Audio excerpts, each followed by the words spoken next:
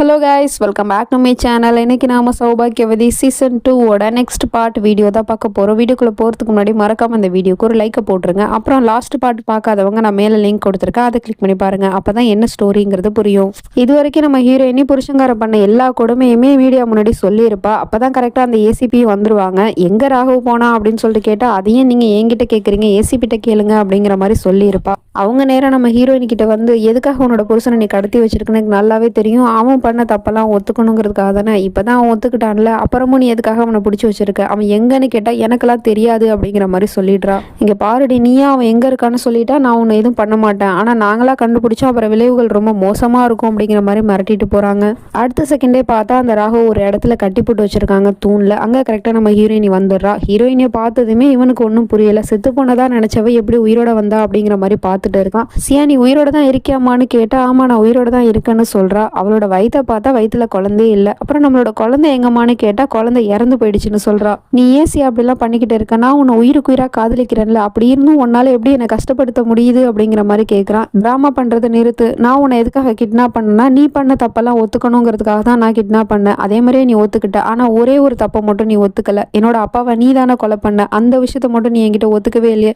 அவர் நீ தானே கொன்ன, அந்த தப்பையும் ஒத்துக்கோன்னு சொன்னா ஐ லவ் யூங்கிறான். நீங்க பாரு, விளையாடாம என்கிட்ட உண்மையை சொல்லுன்னு சொன்னா அவன் திரும்ப திரும்ப லவ் யூன்னு தான் சொல்லிக்கிட்டே இருக்கான். இப்படியே பேசி என்னை கோவப்படுத்தாத, உண்மையை சொல்லு, என்னோட அப்பாவை நீ தானே கொன்னான்னு சொன்னா நான் கொல்லல சியா அப்படின்னு சொல்றான். அப்ப யாரு கொன்னான்னு கேட்டா அந்த விராஜ் தான் கொன்னா அப்படின்னு விராஜ் பேரை சொல்றான். என்ன நடக்குதுன்னு ஒண்ணுமே புரியல. இங்க பாரு, நீ தப்பிக்கிறதுக்காக அவன் மேல பழியப்படாதுன்னு நம்ம ஹீரோயினி கேட்கறா. இல்ல நிஜமாவே நான் உண்மையை தான் சொல்றேன், அவன் தான் உன்னோட அப்பாவை கொன்னதே, அதுவும் அவனோட பொண்ணு உன்கிட்ட இருந்துட்டு வரமாட்டேன்னு சொன்னால, சோ உன்னை பழி வாங்குறதுக்காக தான் உன்னோட அப்பாவை கொண்டுட்டு பழியை ஏன் மேல போட்டுட்டான். என்ன நம்பு சியானா, உன்னோட அப்பாவை கொல்லல அப்படிங்கிற மாதிரி சொல்லிட்டு இருக்கான். இல்ல எனக்கு கன்ஃபார்மா தெரியும், என்னோட அப்பாவை நீ தான் கொன்ன, நீ அவன் மேல பழி போடாத அப்படின்னு சொல்லிட்டு அவன் இங்க இருந்து போயிடுறா. இல்ல சியா, நான் உண்மையை தான் சொல்றேன், என்ன நம்புன்னு சொல்லிட்டு இவன் கத்திக்கிட்டே இருக்கான்.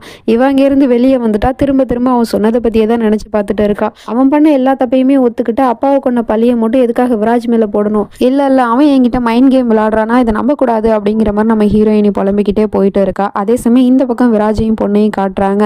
பொண்ணுக்கிட்ட இந்த மாதிரி நம்மளோட ஊருக்கு போகணுமா, மணாலிக்கு போகணும், நீ கிளம்பி ரெடியாரு அப்படிங்கிற மாதிரி சொல்றான். ஆனா நம்ம போயிட்டா சியா சித்தி இங்க தனியா இருந்து என்ன பண்ண போறாங்க, அவங்களே நம்ம கூட கூட்டிட்டு போயிடலாம்ப்பா அப்படிங்கிற மாதிரி சொல்றா. இல்லம்மா, அவளோட வாழ்க்கையை அவள் இனிமே சுதந்திரமா வாழ போறா, அதனால அவளுக்கு யாரோட ஹெல்ப்பும் இனிமே தேவைப்படாது, நம்மளோட வாழ்க்கையை நம்ம வாழ போறோம், நானும் உன்னோட அம்மாவும் வாழ்ந்து அந்த வீட்டுக்கு போக போறோம், நீ கிளம்பி ரெடியா இருமா அப்படிங்கிற மாதிரி சொல்லிட்டு போயிடுறான். அதுக்கப்புறமா நம்ம ஹீரோயினுக்காக ஒரு லெட்டரும் எழுதுறான். இவன் கைப்பட லெட்டர் எழுதி, தேங்க்யூ சியா, என்னோட பொண்ணை என்கிட்ட ஒப்படைச்சதுக்கு அப்படிங்கிற மாதிரி சொல்லி அங்க இருக்கிற செவர்ல அவன் எழுதின லெட்டரை ஒட்டி வச்சிடறான். அதுக்கப்புறமா பொண்ணை போய் தேடுறான். கிளம்பிட்டியாமா போலாமா அப்படின்னு சொல்லிட்டு ரூம் ஃபுல்லா தேடினா ரூம்ல பொண்ணை காணோம். எங்க போனான்னு தெரியல. திரும்பவும் எஸ்கேப் ஆயிட்டாளா. அங்கேருந்து எஸ்கேப் ஆகி நேராக நம்ம ஹீரோயினியை பார்க்கறதுக்காக தான் வந்திருக்கா. வீட்டுக்கு வந்ததுமே ஹீரோயினியை தான் தேடுறா. சியா சித்தின்னு கூப்பிட்டுட்டே இருக்கா. தம்பிக்காரன் வந்து அக்காவை தேடி வந்தியா, அக்கா பேஸ்மெண்ட்ல இருக்காங்க அப்படின்னு சொல்லி அனுப்பி வைக்கிறான். ஆனா ஆல்ரெடி தான் நம்ம ஹீரோயினி அந்த பேஸ்மெண்ட்ல இருந்து வெளியே வந்துட்டாலே, அது தெரியாம இவ தேடிக்கிட்டு போறா அந்த இடத்துக்கு.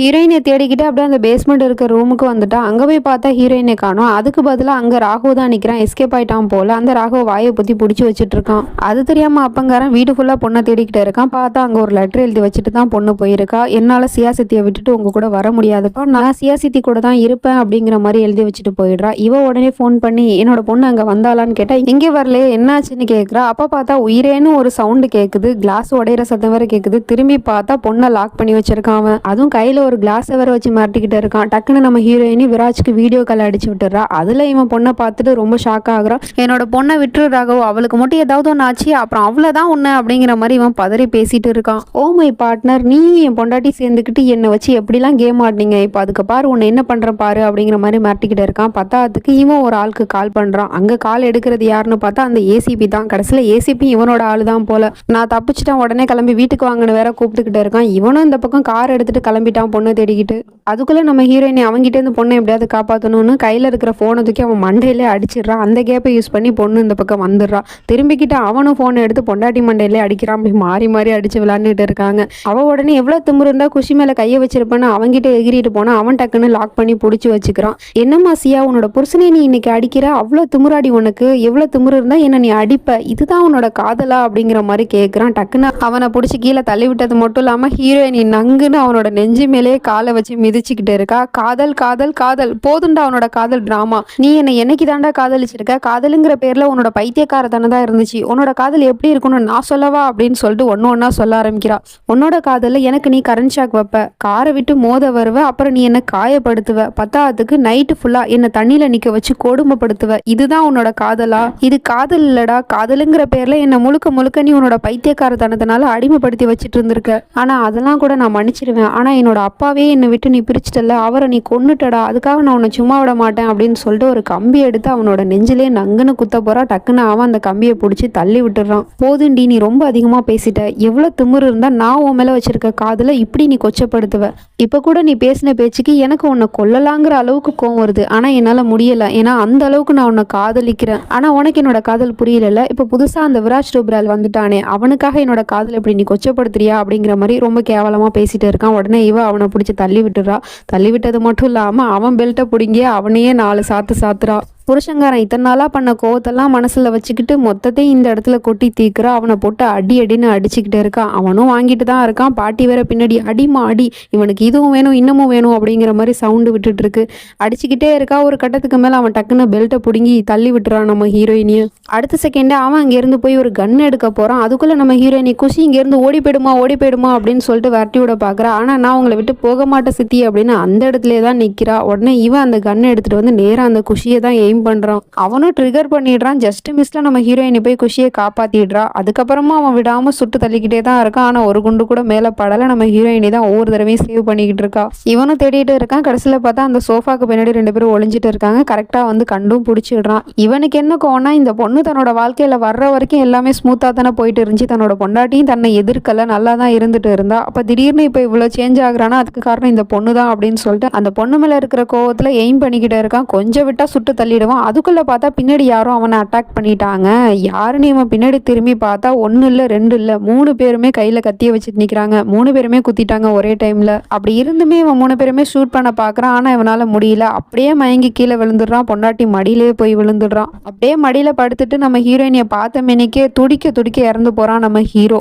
என்னதான் சைக்கோ பயலா இருந்தாலும் தன்னோட புருஷன் தன் கண்ணு முன்னாடியே இறந்து போறதை நம்ம ஹீரோயினால தாங்கிக்கவே முடியல. அவங்க கூட இருந்த நல்ல நல்ல மெமரிஸ்லாம் நினைச்சு பார்த்துட்டு இருக்கா.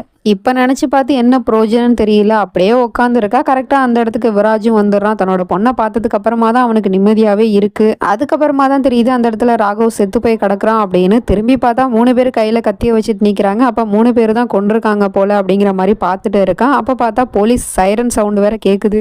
இவன் உடனே கேமரா ஆன் பண்ணி பார்க்குறான். போலீஸ் வீட்டுக்கு தான் வந்துட்டு இருக்கு. இவங்க 3 பேருமே பயந்து போயிடுறாங்க. போலீஸ் வந்தால் கண்டிப்பாக நம்மளை அரெஸ்ட் பண்ணிட்டு போயிடுவாங்க, வேற வழியே இல்லை, நம்ம உண்மையை சொல்லி தான் ஆகணும் அப்படிங்கிற மாதிரி முடிவு பண்ணிடுறாங்க. ஆனால் நம்ம ஹீரோயினி வந்து யாரும் உண்மையை சொல்லக்கூடாது போலீஸ் கிட்ட அப்படிங்கிற மாதிரி சொல்லிடுறா. முதல் விஷயம், இது கொலையே கிடையாது. ராகவ் வந்து குஷியை கொலை பண்ண வந்தா. அவளோட உயிரை காப்பாத்துறதுக்காக நீங்க அவனை குத்திட்டீங்க. இது செல்ஃப் டிஃபென்ஸ்க்காக பண்ணதா தான் அர்த்தம், மற்றபடி இது கொலை கிடையாது அப்படிங்கிற மாதிரி சொல்லிட்டு இருக்கா. அது மட்டும் இல்லாம விராஜ் கிட்ட ஹெல்ப் கேட்கறா. என்னோட குடும்பத்தை காப்பாத்துவேன், நீ எனக்கு ப்ராமிஸ் பண்ணி கொடுத்தல விராஜ், அந்த சத்தியத்தை இப்ப நீ காப்பாத்து அப்படின்னு சொல்றா. அவனும் நான் உன்னோட குடும்பத்துக்கு எதுவும் ஆக விட மாட்டேன் அப்படின்னு சத்தியம் பண்ணி கொடுக்குறான். இதுக்கப்புறமும் ரொம்பவே இன்ட்ரெஸ்டிங்கா தான் இருக்க போகுது ஸ்டோரி. ஏன்னா இந்த ராகவ் உயிரோட திரும்ப வர மாதிரியும் காட்டுவாங்க. அப்புறம் தங்கச்சின்னு ஒரு சாப்டர் இருந்துச்சுல, அதுவும் இன்னும் க்ளோஸ் ஆகலை. இதுக்கப்புறமா தான் அவங்களோட ஸ்டோரியும் வரும். இது எல்லாத்தையுமே தெரிஞ்சுக்கணும்னா மறக்காம இந்த ட்ராமாவை தொடர்ந்து பாருங்க, சப்போர்ட் பண்ணுங்க. தேங்க்ஸ் ஃபார் வாட்சிங். Bye friends.